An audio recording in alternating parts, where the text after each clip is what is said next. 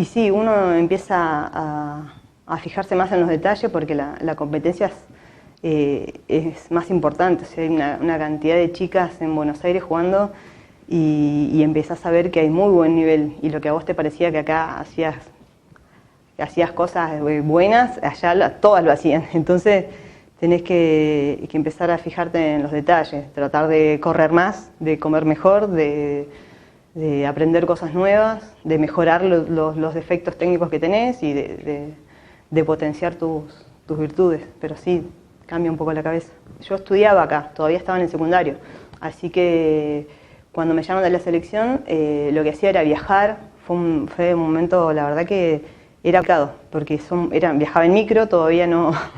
La selección femenina manejaba un presupuesto bastante inferior al que se maneja ahora, así que viajaba las 16, 17 horas que implica viajar a Buenos Aires, las hacía de ida, entrenaba 3 días, entrenábamos martes, miércoles y jueves, y me tomaba el micro para volver el viernes, llegaba acá. La semana siguiente hacía una vida normal acá en Roca, entrenando todo, yendo a la escuela, y a la otra semana de nuevo viajaba. Así que las horas de viaje eran complicadas, la verdad, porque llegar con 16 horas de viaje encima y entrenar era bastante complicado. Bueno, cuando terminé de estudiar el secundario, empezamos a ver, yo le planteo esto a mi papá de que me quería ir a jugar a Buenos Aires para competir más también, porque en Buenos Aires estaba la liga armada y acá por ahí había liga, por ahí no había partidos, con los varones no podía jugar. Así que me habían llamado de Independiente, de Huracán también, y mi papá, no sé por qué, me decía que no. Y bueno, en un momento fue toda la crisis en ese momento fue la crisis del 2001. Así que fue una buena intuición que tuvo mi viejo porque fue todo un lío terrible y finalmente ese año en la selección no se entrenó. Así que yo me anoté en la carrera de técnico, hice el primer año, estuve entrenando acá, pero nos juntamos muy pocas veces, 1 o 2 veces ese año nos juntamos a entrenar en la selección. Así que mi papá ahí eligió bien y mi mamá tuvo esa intuición de no dejarme ir, y al año siguiente, creo que ya calculo que es 2002, 2003, empezamos de nuevo a entrenar con la selección. Así que ahí sí, dije que me iba a ir a estudiar. Empecé a organizar todo, averigué el profesorado de educación física y me anoté, y ahí me fui a vivir definitivamente a Buenos Aires y a jugar en Boca.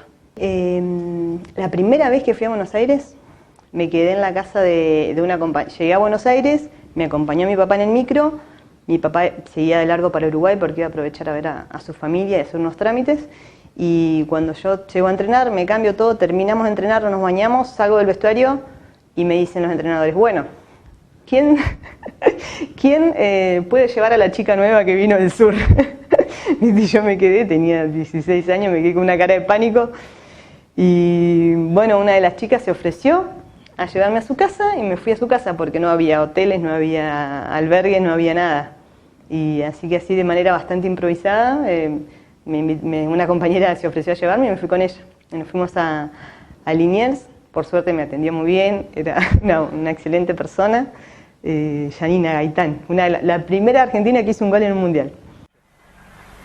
Don Cebati para pegarle. Argentina por el gol del honor.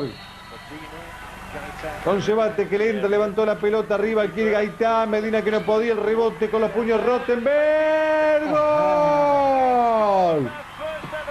¡Gol!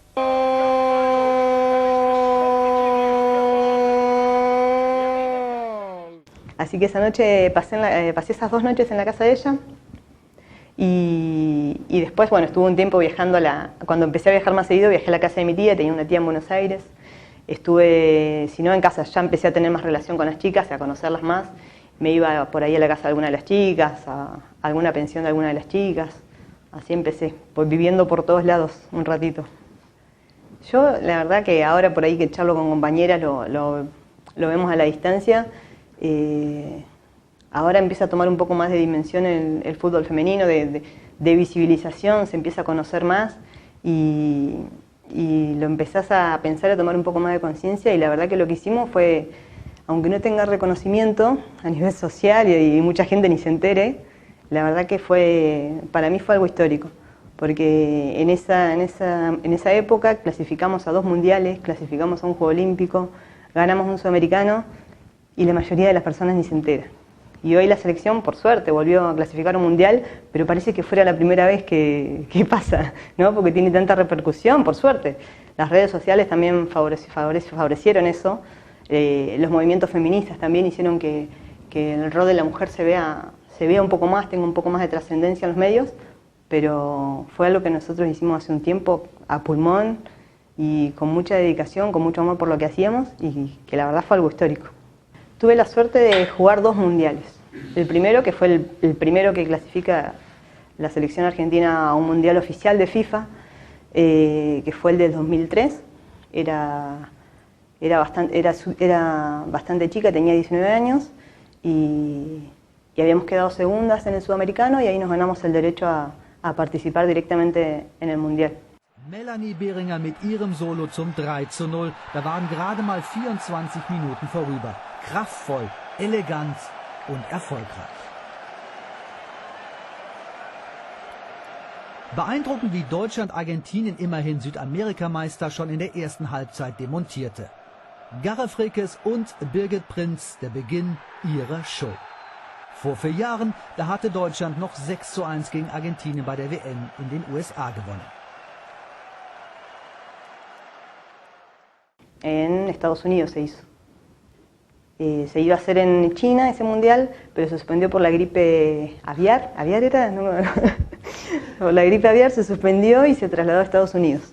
Así que viajamos a Estados Unidos ese año y nada, quedamos en la zona de grupo porque también hemos tenido la suerte de que siempre nos ponen potencias. El Mundial de Mujeres también es mucho más reducido en cantidad de participantes, ahora se amplió el cupo, pero en ese momento eran 16 equipos.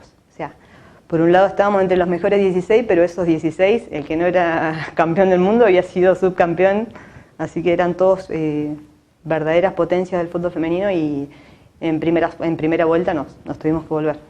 La verdad que las 2 experiencias que tuve en mundiales fueron increíbles, porque aparte de ir y ver jugar a jugadoras que son la verdad increíbles, porque nosotros teníamos buen nivel, pero la preparación física, el tamaño de las alemanas, por ejemplo, era impresionante. Y además ver todo el movimiento que hay alrededor de esos países que son potencias en el fútbol femenino y que le dan difusión al fútbol femenino.